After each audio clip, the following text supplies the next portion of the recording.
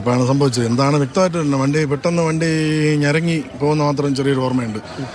അങ്ങനെയാണ് സംഭവിച്ചത്. വലിയ സ്പീഡായിട്ട് എനിക്ക് തോന്നിയിട്ടില്ല. ഞാൻ വണ്ടി ഓടിക്കുന്ന ആളാണ്. എനിക്ക് വലിയ സ്പീഡായിട്ട് എനിക്ക് തോന്നിയില്ല. വണ്ടി നോർമൽ സ്പീഡ് തന്നെയാണെന്നാണ് എൻ്റെ ഒരു ബസ്സിന്റെ അകത്തിരുന്നുള്ള ആളെന്ന നിലയ്ക്ക് ബസ് അമിത വേഗതയിലല്ലായിരുന്നു എന്നാണ് എൻ്റെ ഒരു ഇത്.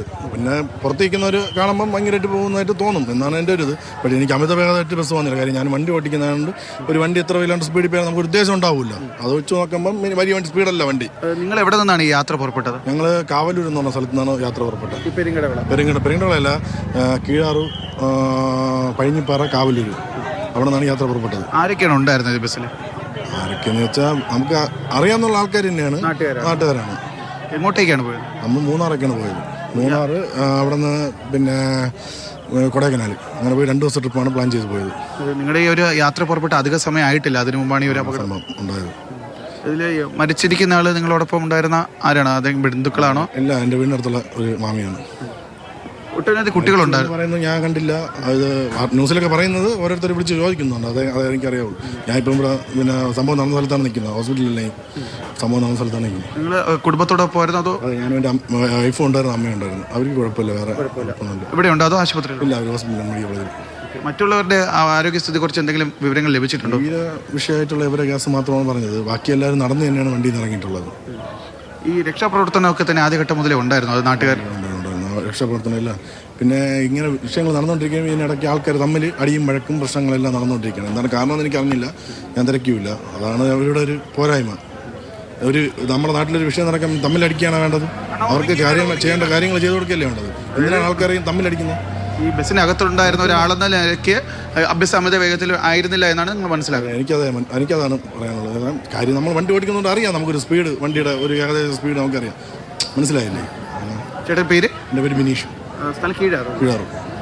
ജയലക്ഷ്മി, ഇദ്ദേഹമാണ് ഈ അപകട സമയത്ത് ബസ്സിന്റെ അകത്തുണ്ടായിരുന്ന ഒരാളാണ്. ഈ പെരിങ്ങടവലയ്ക്ക് സമീപം കീഴാറൂർ എന്ന് പറയുന്ന സ്ഥലത്ത് നിന്നാണ് ഇവർ യാത്ര തിരിച്ചത്. എത്ര മണിയോടുകൂടിയാണ് യാത്ര ആരംഭിച്ചത്? ഒരു 8:30 മണി ആ സമയത്താണ് ആരംഭിച്ചത്. എപ്പോഴാണ് അപകടം ഉണ്ടാകുന്നത്? അപകടം ഉണ്ടായത് ഒരു 1.5-2 മണിക്കൂർ കഴിഞ്ഞ ശേഷമാണ്.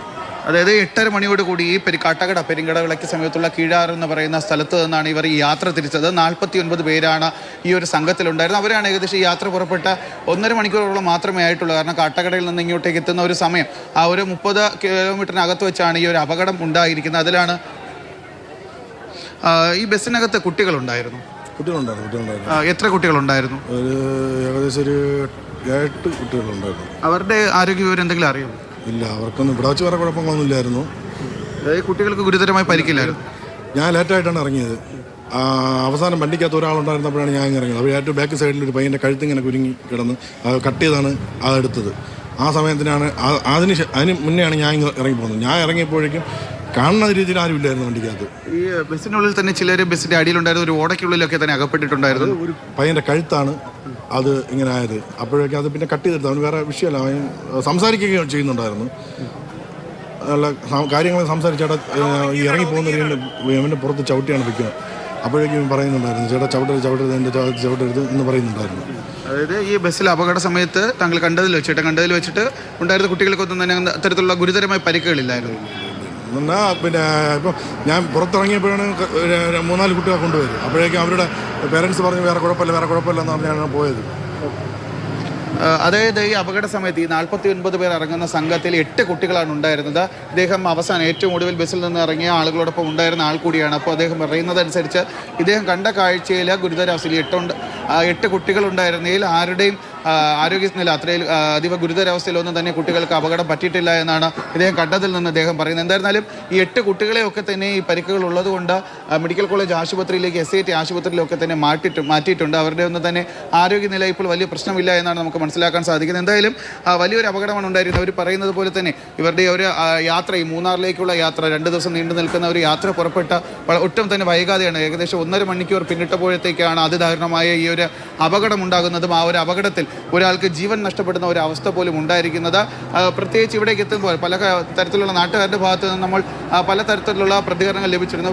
ചിലർ പറയുന്നത് ഇവിടെ ഈ റോഡിൻ്റെ അശാസ്ത്രീയമായ നിർമ്മാണമാണ് ഈ ഒരു അപകടത്തിന് കാരണമെന്ന് പറയുന്നു. മറ്റു ചിലർ പറയുന്നത് ബസ് അമിത വേഗത്തിലായിരുന്നു എന്നാണ് ചിലർ പറയുന്നത്. പക്ഷേ ഈ ബസ്സിൻ്റെ അകത്തുണ്ടായിരുന്ന ആളെന്ന നിലയ്ക്ക് ഈ ചേട്ടൻ പ്രതികരിച്ചിരിക്കുന്നത് ബസ് അമിത വേഗതയിലല്ലായിരുന്നു. ഇദ്ദേഹം ഒരു ഡ്രൈവർ കൂടിയാണ്. അതുകൊണ്ട് തന്നെ ബസ്സിൻ്റെ അകത്തിരുന്ന് യാത്ര ചെയ്ത ഒരാളെന്നുള്ള നിലയ്ക്ക് അദ്ദേഹം പറയുന്നത് ബസ് അമിത വേഗതയിലല്ലായിരുന്നു. സാധാരണഗതിയിൽ ഒരു ബസ് പോകുന്ന വേഗത മാത്രമേ ഈ ഒരു ബസ്സിനുണ്ടായിരുന്നു എന്നാണ് വണ്ടിക്കകത്തുണ്ടായിരുന്ന ആൾ തന്നെ പ്രതികരിച്ചിരിക്കുന്നത്. എന്തായാലും ഇദ്ദേഹം പറഞ്ഞതുപോലെ തന്നെ ഈ ഒരു വളരെയധികം സന്തോഷപൂർവ്വം ഏകദേശം ഒരു 2 മണിക്കൂർ മുമ്പ് കാട്ടകട കിഴാരൂർ എന്ന് പറയുന്ന പെരിങ്ങടവിളയുടെ ഭാഗത്ത് നിന്ന് യാത്ര തിരിച്ച ഒരു സംഘമാണ് ഇത്തരത്തിൽ ഒരു അപകടത്തിൽപ്പെട്ടിരിക്കുന്നത്. അതിദാരുണമായ ഈ ഒരു അപകടത്തിൽ ഒരാൾക്ക് ജീവൻ പോലും നഷ്ടപ്പെട്ടിരിക്കുന്നു. മറ്റൊരു ആശ്വാസകരമായ കാര്യമെന്ന് പറയുന്നത് ആദ്യഘട്ടത്തിലൊക്കെ തന്നെ എല്ലാവരും സംശയിച്ചിരുന്ന ആരെങ്കിലും ഈ ഒരു ബസ്സിന്റെ അടിയിലൊക്കെ തന്നെ കുടുങ്ങി കിടക്കുന്നുണ്ടോ എന്നാണ് ആദ്യഘട്ടത്തിൽ എല്ലാവർക്കും ഒരു ഭയം ഉണ്ടായിരുന്നത്.